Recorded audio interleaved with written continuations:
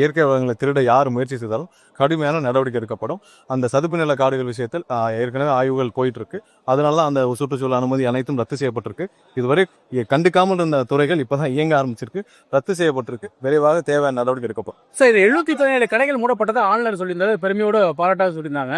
ஆனா அங்க பக்கத்துல இருக்கக்கூடிய FL2 FL3 கடைகள் தனியார் மையத்துக்கு போன ஆட்சியில நடந்த மிகப்பெரிய ஒரு தவறு என்ன பாத்தீங்கன்னா FL2, அதாவது இந்த மனமகிழ் மன்றங்கள்னு பேர்ல எவ்வளவுக்கு எவ்வளவு நீங்க டாஸ்மார்க் இருக்கோ அதுக்கு 25 to 30% FL2 பார் ஓபன் பண்ணாங்க. FL2 பாரோட லைசன்ஸே எப்படின்னா, நீங்க வந்து அவங்களுக்கு வந்து சொசைட்டி, அவங்க வந்து ஒரு மன்றமாக இருக்கணும், அது கிளப்பா இருக்கணும், அந்த கிளப்புக்கு மெம்பர் இருக்கணும், அதுல இந்த மாதிரியான ரூல்ஸ் இருக்கு. இதெல்லாம் வயலேட் பண்ணப்பட்டு போன 5 வருஷத்துல அதிகப்படி 3 to 4 மடங்கு அதிகம் கொடுத்துருக்காங்க. அதை கண்டிப்பாக அந்த துறை அமைச்சர் ஆய்வு செய்து வருகிறார். ஏதாவது வயலேஷன் இருக்கா, இதுக்கு மேல் வந்து எந்த FL2, அதாவது இதுக்கு மேல் மனமகிழ் மன்றங்கள் திறக்கும் எந்த முடிவையும் அந்த துறை அமைச்சர் ப்ராப்பர் ஆய்வு பண்ணிட்டு தான் பண்ணுவாங்க. கண்டிப்பா ஏற்கனவே இருக்கிறத எப்படி கண்ட்ரோல் பண்ணுன்ற விஷயத்தையும் நாங்கள் கண்டிப்பா ஆய்வு செஞ்சுட்டு தான் இருக்கோம். தேவையான அளவுல கட்டுப்படுத்துவதற்கான அனைத்து முயற்சிகளும் நடக்க. போக்குவரத்து குறிப்பிட்டிருந்தீங்க, தனியார் ஒப்பந்தத்தில் எலக்ட்ரிக்கல் பேர் ஆமத்து நோக்கத்தில் இயங்குதுன்னு கடந்த மாதிரி போக்குவரத்து இதே சட்டப்பேரவையில் சொல்லி இருந்தாரு. அப்ப எப்படி போக்குவரத்து துறையில அங்கிருந்து ரிட்டையர்ட் ஆனவங்களுக்கு கூட நம்ம சம்பளம் கொடுக்க முடியும், அவங்களோட பென்ஷன், அவங்களோட ரிட்டையர்மெண்ட் பெனிஃபிட் கூட கொடுக்க முடியாத நிலைமையில தான் இருக்கும். இந்த துறை 15 வருஷத்துக்கு முன்னாடி எப்படியா இருந்துச்சு? இன்னைக்கு இருக்கிற டெப்போல டயர் மாத்துறதுக்கு அவங்கள்ட்ட பணம் இல்லை, மெயின்டெனன்ஸுக்கு பணம் இல்லை. ஸோ இந்த துறை எவ்வளவு லாபகரமா இயங்கிட்டு இருந்த துறை ஒன்றும் இல்லை. இன்னைக்கு இருக்கிற தனியார் பேருந்துகள் அதிகமானதுக்கும் போக்குவரத்து துறை குறைஞ்சதுக்கு, நம்ம அரசு பேருந்துகள் குறைஞ்சதுக்கும் என்ன காரணம்? ஸோ இந்த போக்குவரத்து துறையை முழுமையாக மீட்டெடுக்கும் வேலைகள்ல நம்ம இருக்கணும். ஏன்னா அதுல பல ஆயிரக்கணக்கான தொழிலாளர்கள் பாதிக்கப்படுறாங்க. போன 5 வருஷத்துல புதிதாக பெரிய அளவில் தொழிலாளர்களும் எடுக்கப்படவில்லை. அதே தான் நீங்க மின்சார வாரியத்தை கண்டிப்பா அதெல்லாம் சீரமைக்கும் வேலையில.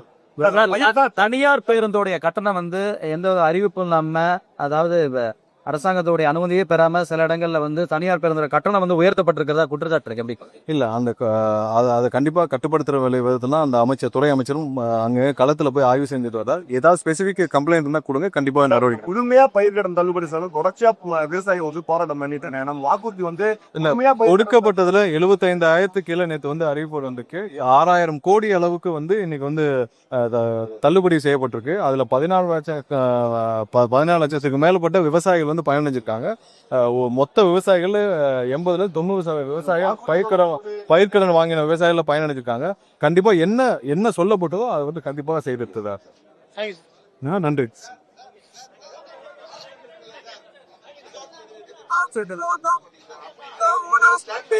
அதாவது இல்ல மின்னகத்துல கண்டிப்பா கியூல இருக்கிற சிஸ்டம் வந்து கிரியேட் பண்றது. முன்னாடி இருந்தா எப்படின்னா, அவங்க மின்னகம் தனியா செயல்பட்டு இருந்துச்சு, மின்னகத்துக்கும் மின்சார வாரியத்துக்குமே சம்பந்தம் இல்லாமல் செயல்பட்டு இருந்துச்சு. இப்ப அனைத்தும் சீரமைக்கப்பட்டிருக்கு. முன்னாடி வந்து மின்னகத்திற்கும் அங்க இருக்கிற சோசியல் மீடியா டீமுக்கே சம்பந்தம் இல்லாம இருந்துச்சு. மின்னகத்திற்கும் மற்ற அதாவது டிஸ்ட்ரிபியூஷன் இருக்கிற நிறுவனங்களுக்குமே தொடர்பு இல்லாம இருந்துச்சு. இப்ப சீரமைக்கப்பட்டு தினமும் வந்து மின்னகம் வந்து அங்க இருக்கிற டிஸ்ட்ரிபியூஷன்ல எல்லாத்தையும் கனெக்ட் பண்ணிட்டு இருக்காங்க. இன்னும் வந்து அந்த கியூ அதிகரிக்கிறதுக்கும், மேலும் அதை வந்து இப்ப 350 பேர்கிட்ட அதுல வேலை பார்க்குறாங்க. இது அதிகரிக்கான வேலை நடந்துட்டு இருக்கு. விரைவில் அதுக்கான டெண்டர் விடப்பட்டு அதிகமான நபர்கள் அதுல பணியமர்த்தப்படுவார்கள். விரைவில் சீரமைக்கப்படும். இல்ல அதான் சொல்றேன், முன்னாடி வந்து இது தவறாக, இது முறையாக செயல்படுத்தப்படவில்லை. ஒவ்வொரு ஷிப்டுக்கும் 100 பேர் இந்த மின்னகத்துல பணியாற்றிட்டு இருந்தாங்க அந்த கால் சென்டர்ல. அது போதுமானதாக இல்லை. அதை சீரமைக்கிற வேலை நடந்துட்டு இருக்கு. விரைவில் அதை சீரமைச்சு விட்டு அனைவருக்கும் கால் இருக்கிறதுக்கும், வாட்ஸ்அப் பாட்ல, அதாவது வாட்ஸ்அப் மூலியமாக புகார் அளிக்கிறதுக்கும், அனைத்து புகார்களுக்கும் உடனடியாக அவங்களுக்கு தேவையான ரிப்ளை பண்றதுக்கும் அனைத்து வேலைகள் நடந்துட்டு இருக்கு. விரைவில் அந்த கஸ்டமர்ஸ் வந்து இருக்கிற பொதுமக்கள் வந்து சுலபமாக கம்ப்ளைண்ட் பண்ணிட்டு அவங்களுக்கான உடனே நடவடிக்கை எடுக்கிறதுக்கு ஆனா சீரமைப்பு நடந்துட்டாரு. எப்போ கரண்ட் ஒரு கேட்டா 2 மணி நேரம் கேட்டாங்க, போன் வச்சு கரண்ட் இல்ல. இப்ப அது இல்ல ஒரு விஷயம் என்னன்னா, நீங்க வந்து நிறைய இடத்துல கன்சியூமர் நம்பர் கொடுத்தாதான் அவங்களுக்கு எந்த லொகேஷன் தெரியும். அது கொடுத்தாதான் அவங்களுக்கு எந்த லொகேஷன் தெரியும். கன்சியூமர் நம்பர் இல்லாமல் பொதுவாக ஒரு ஊரை மென்ஷன் பண்ணி போட்டோம்னா அவங்களுக்கு, ஏன்னா ஒவ்வொரு ஊர்லயும் வந்து நூற்றுக்கணக்கான டிரான்ஸ்ஃபார்மர்ஸ் இருக்கும். ஸோ கன்சியூமர் நம்பர் கொடுத்தாதான் அவங்களுக்கு வந்து அவங்க எங்கன்னு சொல்லி அவங்க லொக்கேட் பண்ண முடியும். அதுக்காக கன்சியூமர் நம்பர் உடனே கேட்கறாங்க. நீங்க ஒரு வாரமா பார்த்துருப்பீங்க, நிறைய சீரமைப்புகள் வந்து மின்னகமும் அங்க இருக்க சோசியல் மீடியா எல்லாம் சேர்ந்து பண்ணியிருக்காங்க. விரைவில் அனைத்தும் சீரமைக்கும். இன்று வந்து முதலாவது சட்டசபை கூட்டத்தொடர் வந்து கவர்னர் உரையோட தொடங்குச்சு. கவர்னர் உரை தமிழ்தாய் வாழ்த்தோட மிகவும் அமைதியாக நடந்து முடிந்தது. கவர்னர் உரையில இந்த நமது தலைவர், அதாவது எங்களுடைய தலைவர் அண்ணன் விஜய், தமிழக முதலமைச்சர் அவருடைய அடுத்த 5 ஆண்டுகள் எப்படி செயல்பட போகுது, இந்த ஆண்டுகள் நம்மளுடைய எதை நோக்கி நம்ம பயணிக்கும், இந்த இந்த அரசோடைய விஷன் என்னவா இருக்கும், வளர்ச்சி எதை நோக்கி இருக்கும், இருமொழி கொள்கையில் என்ன நம்மளுடைய என்ன என்ன பின்பற்ற போயிடும், அதே நேரத்தில் முல்லை பெரியாறில் எப்படி என்ன மாதிரியான ஸ்டாண்ட் எடுக்க போகிறோம், இது மாதிரி ஒவ்வொரு விஷயத்தையும் தெளிவுபடுத்தி இந்த கவர்னர் உரை முழுமையாக அமைந்திருந்தது. கண்டிப்பாக நான் கொடுக்கப்பட்ட அனைத்து வாக்குறுதிகளும் நிறைவேற்ற எவ்வாறு திட்டம் வகுக்கப்பட்டது, அதாவது சிறப்பு திட்ட அமலாக்கத்துறையின் கீழ் அனைத்து வாக்குறுதிகளும் நிறைவேற்ற எவ்வாறு ஒரு 10 மேலோட திட்டங்களுக்கு கீழே வந்து அனைத்தும் பிரிக்கப்பட்டு எப்படி செயல்படுத்தப்படும், ஸோ உள்ளிட்ட அனைத்தையும் உள்ளடக்கிய ஒரு முழுமையான கவர்னர் உரையாக அது. கண்டிப்பாக பொதுமக்களுக்கும் தமிழக மக்களின் வளர்ச்சிக்கும் தமிழகத்தின் வளர்ச்சிக்கும் தமிழகத்தை முதன்மை மாநிலமாக கொண்டு போய் நிலைநிறுத்துவதற்கும் முழுமையான ஒரு அனைத்து திட்ட வடிவத்தையும் இன்னைக்கு கவர்னர் உரையில் கொண்டு வரப்பட்டுருச்சு. மிகவும் சிறப்பான ஒன்று என்னன்னா, ஆரம்பிக்கும் பொழுதே எந்த பிரச்சனையும் இல்லாமல் தமிழ்தாய் வாழ்த்து முதல்வரின் என்ன என்ன முதல்வர் வந்து என்னென்ன ஆசைப்பட்டு இதை வந்து ஒன்றிய அரசை வலியுறுத்தினாரோ அதே போல் இதே மாதிரி ஒன்றிய அரசும் வந்து தமிழகத்தில் கவர்னர் மாளிகையில் நடைபெறும் அனைத்து நிகழ்ச்சிகளும் தமிழ்தாய் வாழ்த்தோடு ஆரம்பிக்க வேண்டும் என்று முதல்வர் ஏற்கனவே இதற்கான கடிதத்தை கொடுத்திருக்கிறாங்க, வலியுறுத்தியிருக்கிறார். அதே மாதிரி தான் இன்னைக்கு இங்கே நடந்திருக்கு. இதை அவர்களும் அந்த சட்ட திருத்தத்தை மேற்கொண்டு தமிழ்தாய் வாழ்த்துக்கு முன்னுரிமை கொடுக்க வேண்டும் கேட்டுக்கொள்கிறோம். வேற ஏதாவது அரசுக்கும் பாஜகவுக்கும் இணக்கமான உறவு இருக்கு. ரொம்ப அதே இன்னைக்கு பாரதிய ஜனதா கட்சிக்கும் திமுகவுக்கும் தான் மிக நெருக்கமான ஒரு உறவு இருக்குது. இதுவரை தமிழக அரசுல இருந்து கடந்த வாரம் வந்து ஒன்றிய இடி சார்பா ஒரு சில பேர் மீது நடவடிக்கை எடுக்க வேண்டும்னு கேட்டதான் பல மாதங்களாக கேட்கப்பட்டது. அதற்கு இங்கேருந்து கையெழுத்தாகி போச்சு. இதுவரை கவர்னர் அப்ரூவ் பண்ணல. திரு செந்தில் பாலாஜி உட்பட ஒரு சில பேர் மீது நடவடிக்கை எடுக்க இதுவரை கவர்னர் ஒப்புதல் அளிக்கவில்லை. கிட்டத்தட்ட ஒரு வாரத்துக்கு மேலே அந்த ஃபைல்கள்லாம் தேங்கி கிடக்குது. அப்போ யாருக்கு மேலே மிகவும் இணக்கமாக இருக்கிறார்? கவர்னரும் திமுகவும் பாரதிய ஜனதா கட்சியும் ஒன்றாக இருக்கிறார்கள். இது வந்து பாரதிய ஜனதா கட்சியுடைய அனைத்து முகமாக திமுக இங்கே இருக்கிறது. திமுக இங்கே வந்து அவர்களை பின்னாடிருந்து எல்லாத்தையும் செய்ய வைப்பதே பாரதிய ஜனதா கட்சி தான். அதில் எந்த மாற்று கருத்தும் இதுவரை செந்தில் பாலாஜி உள்ளிட்டோர் மீது நடவடிக்கை எடுக்க சொல்லி இங்கேருந்து போன பைலில் எதுக்கு இதுவரை கவர்னர் வந்து கையெழுத்து போடும்? அப்போ யாருக்காக கையெழுத்து போட பத்தார்? ஸோ அதற்கு முதல்ல கவர்னருக்கு கையெழுத்து பதில் சொல்லட்டும், இது திமுகவும் பதில் சொல்லும். சார், தேசிய கீதம் 2 முறை வந்து பாடப்பட்டது, அது மரபு மீறியதா குற்றச்சாட்டு வைக்கிறாங்க. இல்லை, அது வந்து அவங்களுடைய கான்ஸ்டியூஷன்லேயே கொடுத்துருக்காங்க. நம்ம ஒன்றிய அரசோடைய வலியுறுத்தார். நம்ம வந்து வந்தே மாதத்தை எடுத்துருக்கு. நம்ம பாடப்பட்டது தேசிய கீதம் ஒரு 2 தடவை பாருனாலும் ஒன்றும் தப்பு இல்லை. அதனால நமக்கு எந்த பாதிப்பும் இல்லை. தேசிய நடந்தது ஒன்றிய அரசுடைய என்ன வலியுறுத்துறாங்களோ அதுல நம்ம வந்தே மாதத்தை எடுத்துருக்கோம். தமிழ்தாய் வாழ்த்துக்கு முன்னுரிமை கொடுத்துரும். தேசிய கீதம் 2 முறை ஒழிக்கப்பட்டதா நமக்கு எந்த பாதிப்பும் இல்லை. நம்ம வந்து வந்தே மாதத்தை எடுத்து தமிழ்தாய் வாழ்த்துக்கு முன்னுரிமை கொடுப்பேன். சாதிவாரி கணக்கெடுப்பு திமுகவும் இதே காரணம் தான் சொன்னாங்க, மத்திய அரசு எடுக்கணும். அதே காரணத்தை தமிழக வெற்றி கழகமும் சொல்றாங்க. இது என்ன சார் வேறுபாடு இருக்குன்னு நினைக்கிறேன். ஒரு சில விஷயங்களை வந்து அந்தந்த ஒன்றிய அரசு வந்து அவங்க தான் இப்போ ஆதாரோட டேட்டா கம்ப்ளீட்டா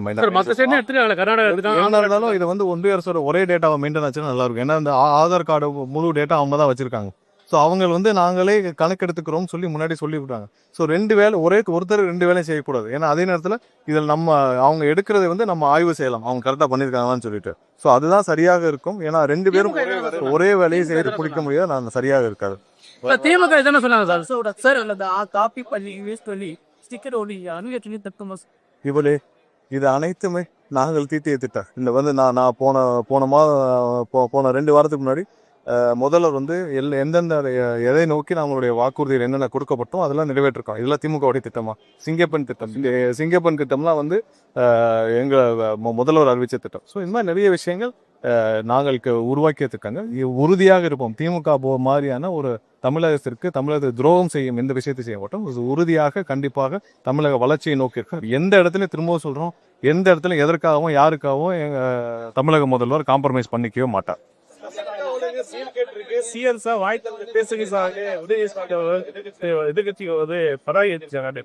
இல்ல, முதல்ல உதயநிதிக்கும் இல்ல வந்த எதிர்கட்சியினருக்கும் வந்து ஒண்ணு புரியணும். இன்னைக்கு கவர்னர் உரை, இன்னைக்கு கவர்னர் மட்டும் தான் பேசுவார். கடைசியாக முதல்வர் என்னைக்கு பதில் உரை இருப்பார் அன்னைக்கு முதல்வர் பதில் உரை இருப்பார். அவங்க முதல்ல வந்து அசம்பிளியை 5 வருஷமா அவர் வந்து அசம்பிளியில் இருந்திருக்கார் எம்எல்ஏவா. திரு உதயநிதி துணை முதல்வராக இருந்திருக்கிறார். அப்போ என்ன நடைமுறைன்னு இது வரைக்கும் தெரியல. முதல்ல இன்னைக்கு வந்து கவர்னர் உரைக்கு நடுவில் யாரும் பேச மாட்டாங்க. அது முடிஞ்ச பிறகு கண்டிப்பாக முதல்வர் வந்து எப்போ உரை பதில் உரை இருக்குமோ அன்னைக்கு முதல்வர் பேசுவார். முதல்ல அதை தெரிஞ்சுக்கிட்டு சட்டசபைக்கு வர சொல்லுங்க உதயநிதி.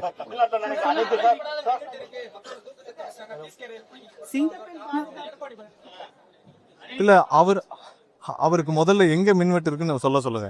தினமும் வந்து மின்சார வாரியம் சார்பாக எங்கெங்கெல்லாம் மின்வெட்டு ஒரு நாளைக்கு முன்னாடி வந்து எங்கெங்கெல்லாம் வந்து மின்சார பாதிப்பு இருக்குது நம்ம வெப்சைட்ல பப்ளிஷ் பண்ணிட்டு ஒவ்வொரு நாளும் 35 இடம் 40 இடங்கள்ல இதுல வந்து நேத்து வந்து அறிவிப்பு வெளியிட்டிருக்கு. அதுல 52 இடங்கள் குறிப்பிடப்பட்டிருக்கு.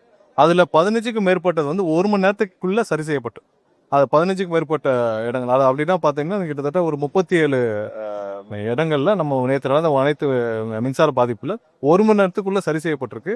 அதுல பெரும்பாலான இடங்கள்ல 15 நிமிஷத்துக்குள்ள சால்வ் செய்யப்பட்டிருக்கு. ஸோ தமிழகம் முழுவதும் இன்னைக்கு இவ்வளவு பெரிய இன்ஃப்ராஸ்ட்ரக்சர்ல 4.5 லட்சம் டிரான்ஸ்ஃபார்மர் இருக்கிற ஒரு இவ்வளவு பெரிய இன்ஃப்ராஸ்ட்ரக்சர்ல நீங்க 52 இடங்கள் நேற்று பாதிப்பு ஏற்பட்டிருக்கு. அதுல வந்து 37 இடங்கள் 1 மணி நேரத்துக்குள்ள சரி செய்யப்பட்டிருக்கு. அதற்கான அனைத்தும் வந்து நம்ம ஒவ்வொரு நாளும் பப்ளிஷ் பண்றோம். பொதுவா அவர் வந்து ஏதோ சொல்லணுன்றதுக்காக திரு எடப்பாடி அவர்கள் வந்து அவருடைய கட்சி பிரச்சனையே பெரிய பிரச்சனையா இருக்கு. அதுல மாத்திருக்காக தமிழகம் முழுவதும் இல்ல 52 இடங்கள்ல நேற்று வந்து மின்சாரம் பாதிப்பு ஏற்பட்டிருக்கு. அந்த 52 இடங்கள்லயும் எதனால பாதிப்பு அதுக்கு முதல் நாள் 35 இடங்கள் நினைவுதான் 35 இடங்கள். ஸோ அது என்னன்னு கடந்த ஒரு வாரமாக எவ்வளவு இடத்துல மின்சாரம் பாதிப்பு இருக்குன்னு சொல்லி நம்ம பப்ளிஷ் பண்ணிட்டு வரோம். எவ்வளவு நேரத்துல அதை சரி செய்யறோம், என்னென்ன சரி செய்யறோம்னு சொல்லிட்டு தெளிவாக தினமும் காலையில நம்ம ஒரு அதுக்கு முதல் நாளுடைய மின்சார வெட்டு சம்பந்தப்பட்ட அனைத்து விஷயங்களும் பப்ளிஷ் பண்ணிட்டு வரோம். அது தெளிவா பார்த்துட்டு பேசணும்.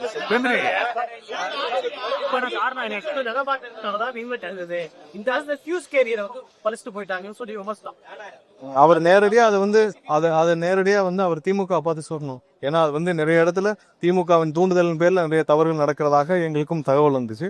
அவர் திமுக பார்த்து சொல்லியிருக்காரு. திமுக தான் பதில் சொல்லணும். சார் மின்சார பற்றாக்குறைக்கு மின்சார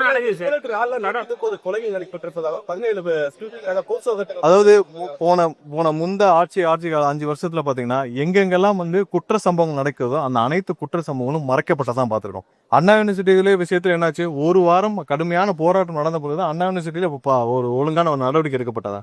அதே மாதிரி முகப்பேர்ல ஒரு சிறுமி வந்து பாலியல் குற்றம் செய்யப்பட்ட பொழுது அதுவும் வந்து ஹைகோர்ட் தலையிட்டு சிபிஐ விசாரணை உத்தரவிட்ட பிறகு நடந்துச்சு. இதுக்கு முந்தைய ஆட்சி காலத்துல வந்து ஒவ்வொரு இடத்துலயும் அவங்க வந்து குற்ற சம்பவங்கள் மறைக்கும் வேலையில செஞ்சாங்க. எங்கேயுமே ஒழுங்கான வழக்கு பதிவு செய்யப்படல. ஆனால் இப்பொழுது முதல்வர் தெளிவாக சொல்லியிருக்கிறார், எந்த குற்ற சம்பவம் நடந்தாலும் உடனடியாக நடவடிக்கை எடுக்க வேண்டும். யாரு செய்தாலும் அவர் மீது எந்த தயவுதாட்சியாலும் நடவடிக்கை எடுக்க வேண்டும். கடுமையான அவர் மீது நடவடிக்கை எடுத்து அந்த சம்பவங்களுக்கான யாரு தொடர்பு அனைவரும் கைது செய்யப்படும் என்ன தெளிவா அறிக்கை கொடுக்கப்பட்டிருக்கு. எல்லா இடத்துலயும் உடனடியாக நடவடிக்கை எடுக்கப்பட்டிருக்கு. ஏதாவது ஒரு இடத்துல ப்ரொசீஜர் மிஸ்டேக் சொல்லுங்க. அண்ணா நகர் சிறுமி விஷயத்துல என்னாச்சு, ஒரு வாரமா இன்வெஸ்டிகேஷன் பண்ணாங்க. ஒரு வாரமா பத்திரிகை எல்லாம் சொல்லி அப்புறம் உயர்நீதிமன்றம் தலையிட்டு தான் அந்த சிறுமிக்கு நியாயம் கிடைச்சது.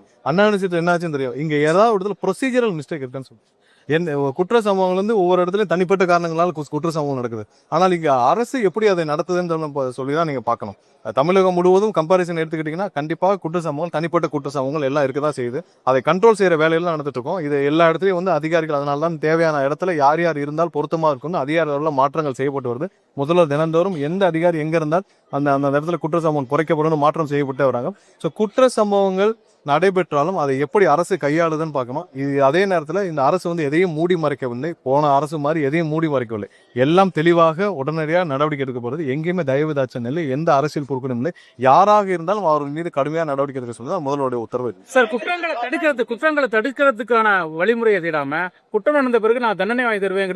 குற்றங்களை தடுப்பதற்கு என்னென்ன மாதிரியான குற்றங்கள் இருக்கணும். தனிப்பட்ட காரணங்களா இப்ப நீங்க எடுத்த அனைத்து கொலைகள்லயும் பாத்தீங்கன்னா குற்றங்கள் இல்ல இதுல பாத்தீங்கன்னா குற்ற சம்பவங்கள்ல தனிப்பட்ட காரணங்களா நடக்கும் உணர்ச்சி வசப்பட்டு நடக்கக்கூடிய குற்றங்களுக்கு எப்படியாக நம்ம டீல் பண்ண முடியும்.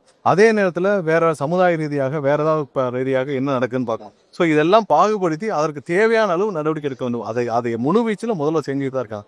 ஏன்னா பெண்கள் மீதான குற்றங்களுக்கு நம்ம வந்து சிங்கப்பெண் திட்டம் கொண்டு வந்து ஒரு வாரம் நம்ம லான்ச் பண்ணி ஒரு வாரம் ஆச்சு. இதை நம்ம இன்னும் பெருசாக்குறது தான் நம்மளுடைய முதல்வருடைய பிளான். ஸோ இதை பெருசாக்கணும், அவங்களுக்கு தேவையான நவீன கல்வியை வாங்கிக்கணும். இந்த டீம் ஸ்டெபிலைஸ் ஆவாங்க. இதுக்கு ப்ரையாரிட்டி, அதாவது பெண்கள் சம்பந்தப்பட்ட அனைத்து குற்றங்களுக்கும் ப்ரையாரிட்டி இருக்கும். இவங்க டெக்னிக்கல் ரீதியாக இவங்களுக்கு வந்து ஒரு ஆப் எல்லாம் கொண்டு வந்து அவங்களை வந்து மேலும் மாடர்னைஸ் பண்ணணும். ஸோ எல்லா இடத்துல அவங்க உடனே அட்டன் பண்ணுறதுக்கான இது வேணும். ஸோ இப்போ திட்டங்கள் துவங்கப்பட்டிருக்கு. உடனடியாக இது எல்லாத்தையும் ஸ்டெபிலைஸ் பண்ணப்படும். கண்டிப்பாக காலப்போக்கில் எந்தெந்த இடத்துலாம் வந்து சமூக ரீதியாக நடக்கப்படும் அனைத்து குற்றங்களையும் தடுப்பதற்கும் குறைப்பதற்கும் அரசாங்கம் முழு வீச்சில் நடவடிக்கை அதே தனிப்பட்ட காரணங்கள் நடக்கும் குற்றங்களுக்கு எல்லாவற்றுக்கும் தேவையான நடவடிக்கைகள் எங்கேயும் பாரபட்சம் இல்லாமல் எந்த இதுவும் இல்லாமல் கண்டிப்பாக நடவடிக்கை எடுக்கும். சிங்கத்தின் பாதுகாப்பு அதிகம் தேவையான அதிகாரங்கள் அவங்களுக்கு வேணுங்களா? தேவையான அதிகாரங்கள் தேவையான வாகனங்கள் தேவையான அனைத்து உபகரணங்கள் அனைத்தும் கொடுக்கப்பட்டிருக்கு. இது என்ன என்ஹான்ஸ் பண்ணப்படும் எங்கேயுமே வந்து அது கண்டிப்பா இங்க இன்னும் பெரிய லெவல்ல என்ஹான்ஸ் பண்ணப்படும். அந்த சிங்கப்பன் படைக்கு தேவையான விஷயம் என்ஹான்ஸ் எவ்வளவு நிதி இருக்கு நம்ம வாக்குறுதி இருக்கோம் அந்த வாக்குறுதி எல்லாம் காலக்கெடு வச்சிருக்கோமா இந்த மாதிரி அது அந்த நிதிநிலை அறிக்கையில வெள்ளை அறிக்கை கொடுக்கப்பட்டதோட நோக்கம் தமிழக அரசு என்ன நிலைமையில் இருக்குன்னு எல்லாரும் தெரிஞ்சுக்கணும். எத்தனை லட்சம் கோடி இருக்கு, என்ன நிலைமை இருக்கு, ஒவ்வொரு துறையும் என்ன நிலைமை இருக்கு. இப்போ மின்சார வாரியம் 2 லட்சம் கோடி கடன், போக்குவரத்து துறை எவ்வளவு கடன் இருக்கு, என்ன நிலைமையில் இருக்குன்னா ஸோ இதை மீட்டெடுக்கும் வேலையில் செய்யணும். கடந்த 20 ஆண்டுகளாக 25 ஆண்டுகளாக ஏதாவது ஒரு அடிஷனல் கூடுதல் வருவாய் இந்த அரசுக்கு வரும்னு பார்த்தா எதுவுமே இல்லை. இருக்கிற பொதுத்துறை நிறுவனங்கள் அனைத்தும் நலிவடைந்து போயிருக்கு. ஏன்னா இது முன்னாடி 20 வருஷத்துக்கு முன்னாடி இருந்த லாபத்தில் இயங்கின போக்குவரத்துறை மின்சாரத்துறை அனைத்தும் இப்போ நலிவடைந்து போயிருக்கு. ஸோ அடிஷனல் ரெவன்யூ கூடுதலாக வருவாயை பெருக்குவதற்கான எந்த முயற்சிகளும் இவர் செய்யவில்லை. போன தடவை அப்படிதான் அவங்க 5 வருஷம் முன்னாடி வந்தப்போ அவங்க எந்த இதையும் செய்யலை. ஏன் அப்போ இருந்த நிதியமைச்சர் முன்னாள் நிதியமைச்சர் 30,000 கோடியை ஒரு குடும்பம் மட்டும் திருடி விட்டதுன்னு சொன்னாரு. ஒரு குடும்பம் மட்டும் 30,000 கோடி அவர்களால் திருடப்பட்டதுன்னு சொன்னாரு. இது வரைக்கும் அதற்கு யாராவது பதில் சொல்லியிருக்காங்களா? இது வரைக்கும் அவராவது வந்து என்னை வந்து 30,000 கோடி திருடிட்டேன்னு ஆடியோ ரிலீஸ் ஆயிருக்கு. அந்த ஆடியோவில் உண்மைத்தன்மை இருக்கான்னு சொல்லி அவரே வந்து இப்போ வரைக்கும் ஏதாவது ஒரு அறிக்கை கொடுத்துருக்கதா? ஒரு குடும்பம் மட்டும் 30,000 கோடி ஒரே வருஷத்தை திருடினாங்க இருந்தாலும் இந்த 5 வருஷம் தமிழகத்தோட நிதி நிலை எப்படி இருக்குன்னு சொல்றாங்க. இதான் முதல்வர் தெளிவாக சொன்னது. லஞ்ச லாவணியத்தை குறைச்சாலே போதுமான அளவு நம்ம வந்து நிதியை சேமிக்க முடியும். அதற்கடுத்து நிதி ஆதாரத்தை பெருக்குவதற்கும் ஒவ்வொரு துறையையும் இன்னைக்கு இருக்கிற பிரச்சனைகளை மீட்டெடுக்கிறதுக்கு தான் முதல்வர் வந்து பாடுபட்டு கொண்டிருக்கிறார். இப்போ இருக்கிற நிலைமையை மக்களுக்கு சொல்லியாச்சு. ஒவ்வொருத்தரும் அடுத்த வாரம் கண்டிப்பாக மின்சார வாரியம் சார்பாக நாங்கள் வெள்ளை அறிக்கை முழுவதமாக ஆய்வு செய்து விட்டு நாங்கள் பப்ளிஷ் பண்ணுவோம். ஸோ அப்போ வந்து இன்னும் டீட்டெயிலாக உங்களுக்கு எல்லாம் தெரியும். ஸோ ஒவ்வொரு துறையும் நம்ம மீட்டெடுக்க வேண்டிய நிலைமை இருக்கும். இப்போ இருக்கிற நிலைமையை சொல்லியாச்சு. இதற்கப்புறம் இதுக்கு வருவாய் பெருக்கணும். ஏன்னா அடிஷனல் வருவாய் பெருக்கணும். நம்ம வந்து மின்சார இது மாதிரி பொதுத்துறை நிறுவனங்கள் தமிழகத்தில் ஆரம்பிச்சு எத்தனை வருஷம் ஆச்சு? 25 வருஷம் ஆச்சு. இது வரைக்கும் வந்து தமிழகத்தில் இருக்கிற கல்வி நிலையங்கள் அதாவது யூனிவர்சிட்டிஸ், ஹையர் எஜுகேஷன் யூனிவர்சிட்டிக்கு ஏதாவது ஒரு யூனிவர்சிட்டி லாபத்தில் இயங்குதா? அதே நேரத்தில் பிரைவேட் யூனிவர்சிட்டி இன்னைக்கு இருக்கிற திமுக முன்னாள் அமைச்சர்கள் அனைவரும் டீம்டு யூனிவர்சிட்டி வச்சிருக்காங்க. அனைத்து டீம்டு யூனிவர்சிட்டியில் இன்னைக்கு வந்து பார்த்தீங்கன்னா 5 நட்சத்திர ஹோட்டல் அளவுக்கு வளர்ந்துருக்கு. ஆனால் அரசு துறை இருக்கிற அனைத்து யூனிவர்சிட்டி என்ன நிலைமையில் இருக்கு? ஸோ இதுதான் இவர்களுடைய சாதனை. நமக்கு தேவை அரசு நிறுவனங்கள், அரசு துறை நிறுவனங்கள் வளர வேண்டும். அரசு துறையில் இருக்க புதிதாக வருவாயை பெருக்கிறதுக்கான புதிதாக பல முயற்சிகள் பல நிறுவனங்கள் துவங்கப்பட வேண்டும். இதையெல்லாம் சரி செய்யறதுக்கு தான் நேற்று நிதிநிலை அறிக்கை கொடுக்கப்பட்டது. இதன் மூலமாக எங்களுக்கெல்லாம் முதல்வர் வந்து ஒவ்வொரு துறைக்கும் எப்படி செயல்பட வேண்டும் என்று உத்தரவிட்டிருக்கார். அதையெல்லாம் சரி செய்யறதுக்கான வேலையை நாங்கள் துவங்கியிருக்கோம். சார் 717 கடைகளை மூடிறதா ஆன்லைன் வெளில சொல்லியிருந்தாரு.